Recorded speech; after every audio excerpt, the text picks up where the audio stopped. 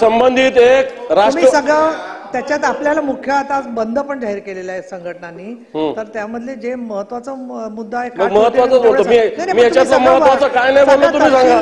तपशील मी याच्यातलं महत्वाचं काय नाही बोललो, तुम्ही. असं आहे की सरकारचं त्याच्यावरचं काय म्हणणं आहे मला बोलू दिल्यावर सरकार बोलेल ना. नाही, असं तुम्हाला करायचं असेल बोलणं करा. सभापती महोदय, सारांशाने घ्या. सभापती महोदय, त्यांच्या सभापती महोदय, सभापती महोदय, सभापती महोदय, सहा गुन्हेगारावर गुन्हा दाखल झालेला आहे. दुर्दैवानं याच्यामध्ये एक राष्ट्रवादी काँग्रेस अजितदादा गटाचा तालुकाध्यक्ष तो सुद्धा याच्यात सहभागी आहे. 6 आरोपी आहे, 3च आरोपी आतापर्यंत पकडलेले, 3 आरोपी अजून पकडलेले नाही. आणि सभापती महोदय, आणखी हा गुन्हा घडल्यानंतर बाप तो बाप रहेगा असं पोस्टर पोलीस स्टेशन समोर लावलं गेलं. या आरोप्यांनी खून करून पोलीस स्टेशन वर बाप तो बाप रहेगा असं पोस्टर लावलं गेलं सभापती महोदय. आणि माझी याच्यातून आपल्या मार्फत सरकारला मागणी आहे, जर गुन्हेगार असं बाप तो बाप रहेगा म्हणतो खून करून, अजून 3 गुन्हेगार फरारी आहे. माझी मागणी आहे की या 3 गुन्हेगारांवर लवकरात लवकर आपण अटक करावी. या सगळ्या गुन्हेगाराचे सीडीआर रिपोर्ट तपासावे. कोणत्या कोणत्या राजकीय पक्षाशी ते संबंधित आहे, कोणी कोणी यांना फोन केलेला आहे आणि कोणी कोणी यांना वाचवण्याचा. दानवे साहेब, आपण वेळ दिला नाही, पण बोलू द्या. म्हणजे आपण वेळेची मर्यादा पाळली पाहिजे. आपण सांगितलं होतं मी तुम्हाला परवानगी देते, पण थोडक्यात घ्या. आता बरोबर 5 मिनिटं झाली. 12 वाजून 10ला सुरू झालं, 6 मिनिटं झाली. एरवी बोलायला तेवढा वेळ मिळतं. मी आपला विचार करते की आता प्रश्न गंभीर आहे, पण तुम्ही थोडक्यात सारांश करा. इथं 6 आरोपी आहेत माननीय चंद्रकांत दादा. सभापती महोदय, इथं 6 आरोपी आहेत. इकडे येऊन बोला. या 6 पैकी 3 अटक झालेले आहेत.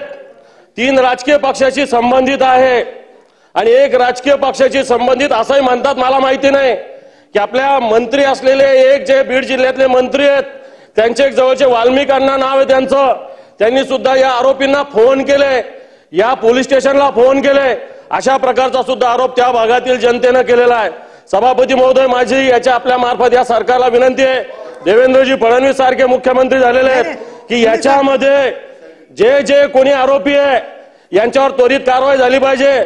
राजकीय पक्षाशी संबंधित असतील आणि पोलीस जर अशा पद्धतीने गुन्हेगारांना सहकार्य करत असेल, ते महाराष्ट्र कायद्याचं राज्य आहे का गुन्हेगाराचं राज्य आहे, मात्र हा सुद्धा खुलासा झाला पाहिजे. माननीय मुख्यमंत्री महोदय. माननीय उपसभापती महोदया, बीड जिल्ह्यामध्ये मसाजोगला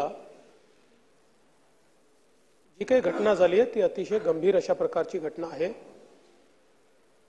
एका तरुण सरपंचाचा अतिशय निघृण अशा प्रकारचा खून हा त्या ठिकाणी करण्यात आलेला आहे आणि निश्चितच ही घटना सरकारने देखील अतिशय गांभीर्याने घेतलेली आहे. या संदर्भात तिथला जो पीआय आहे त्याला सक्तीच्या रजेवर पाठवलाय.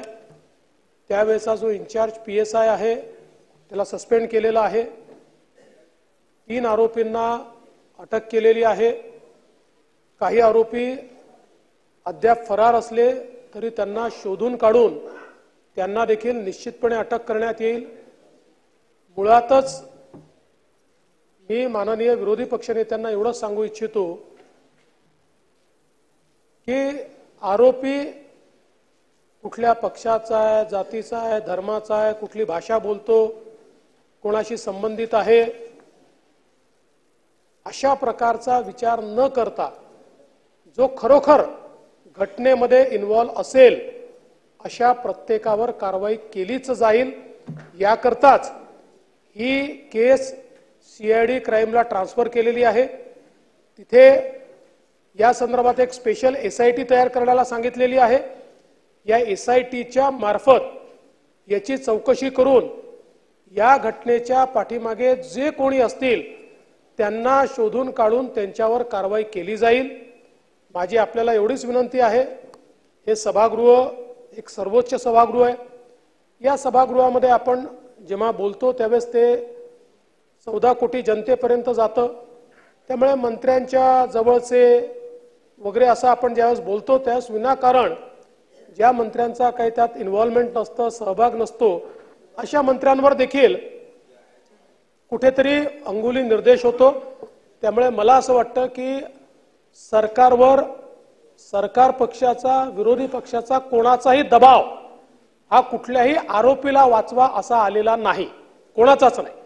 त्यामुळे जे आरोपी निष्पन्न होतील आणि आम्ही याच्यामध्ये संपूर्ण टेक्निकल आणि AI या दोन्हीचा वापर करतो. पहिल्यांदा काही गुन्हे आपण आता आर्टिफिशियल इंटेलिजन्सच्या माध्यमातून त्या ठिकाणी सगळी कनेक्टिव्हिटी शोधून काढतो. इथे देखील आपण ते करणार आहोत. त्यामुळे मी आपल्याला आणि आपल्या मार्फत महाराष्ट्राच्या जनतेला आश्वस्त करू इच्छितो की कोणीही गुन्हेगार असो यातला तो आम्ही सोडणार नाही. आणि ज्या ज्या पोलिसांनी त्या ठिकाणी कामचुकारपणा केला असेल, जाणीवपूर्वक केला असेल, त्यांना कारवाई झाली आहे. अजून कोणी त्याच्यात इन्व्हॉल्व सापडला तर त्याच्यावरही कारवाई केली जाईल.